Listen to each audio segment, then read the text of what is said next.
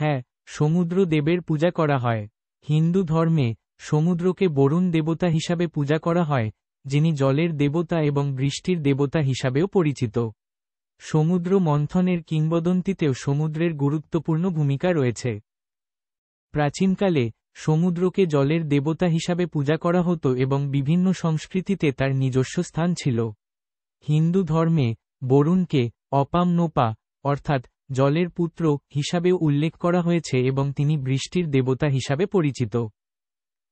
সমুদ্র মন্থনের কিংবদন্তি অনুসারে দেব ও অসুররা অমরত্বের অমৃত লাভের জন্য সমুদ্র মন্থন করেছিলেন। এই মন্থনে সমুদ্র থেকে অনেক মূল্যবান রত্ন এবং দেবতা উত্থিত হয়েছিলেন, যার মধ্যে লক্ষ্মী দেবী, ধনন্তরী এবং অন্যান্যরা ছিলেন। এই কিংবদন্তিগুলির কারণে সমুদ্র দেব বা বরুণের পূজা হিন্দু ধর্মে একটি গুরুত্বপূর্ণ স্থান অধিকার করে আছে, বিশেষ করে যারা জল এবং বৃষ্টির উপর নির্ভরশীল তাদের জন্য। রামায়ণে লঙ্কা যাত্রার পূর্বে সমুদ্র পথে যাওয়ার জন্য সমুদ্রদেবের সাহায্য চেয়েও যখন পাননি, তখন শ্রীরাম রুষ্ট হয়ে সমুদ্রকে শুষ্ক করার জন্য তীর নিক্ষেপের সংকল্প করেছিলেন। পরে দেবর্ষি নারদের পরামর্শে তিনি সমুদ্র দেবকে পূজা করেন এবং তার কৃপা প্রার্থনা করেন। রামায়ণে বর্ণিত ঘটনাটি এই রকম। 1. রাম, লক্ষ্মণ ও সুগ্রীবের নেতৃত্বে বানর সেনা সমুদ্র তীরবর্তী স্থানে এসে পৌঁছায়। রাবণকে বধ করে সীতাকে উদ্ধার করার জন্য লঙ্কা যাত্রা করা প্রয়োজন, কিন্তু বিশাল সমুদ্র পথ অতিক্রম করা কঠিন ছিল।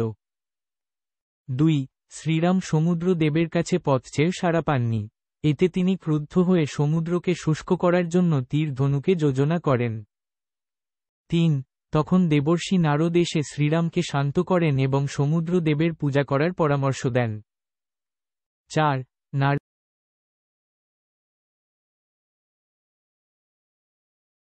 ও প্রার্থনায় সন্তুষ্ট হয়ে সমুদ্র দেব আবির্ভূত হন এবং শ্রীরামকে লঙ্কা যাত্রার পথ করে দেন।